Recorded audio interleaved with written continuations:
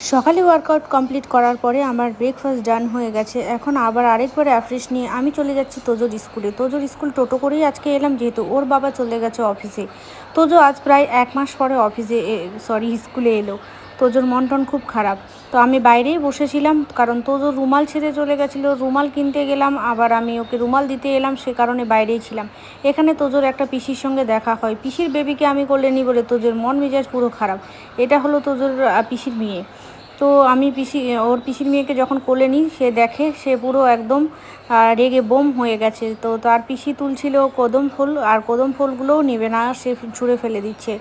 বাচ্চাটাকে এতদিন পরে দেখেছি, ভাবলাম একটু কোলে করে একটু আদর করি, কিন্তু তোজোর একদমই সহ্য হচ্ছিল না। আর স্কুলে এসেই দেখি ভুট্টা হয়েছে। আমিও যেহেতু 1 মাস পরে এলাম তোজোর স্কুলে, তোজোর মনটা আমি কোনো মতেই ঠিক করতে পারছি না। টোটোতে যেতে যেতে তাকে অনেক রকমের কথা বলছি বাড়ি ফিরতে ফিরতে, বাট ও কোনো মতেই কিছুই শুনছে না। তারপর দেখলাম একটা আখের রসের দোকান, আর সেটা পার করে গেলাম। আমি বললাম পার করে গেলে তো সে আমাকে মেরেই ফেলবে। তারপর আখের রস খেয়ে আবার আমরা দুই যাই চটপটি নিয়ে নিলাম। দুই নীলু যখন একসঙ্গে থাকে তখন আমাদের খাওয়ার আর শেষ হয় না। সারা রাস্তা খেতে খেতেই আমরা কিন্তু বাড়ি যাই। এভাবে বাড়ি পৌঁছাতে পৌঁছাতে আমাদের প্রায় 1:30 বেজে যায়।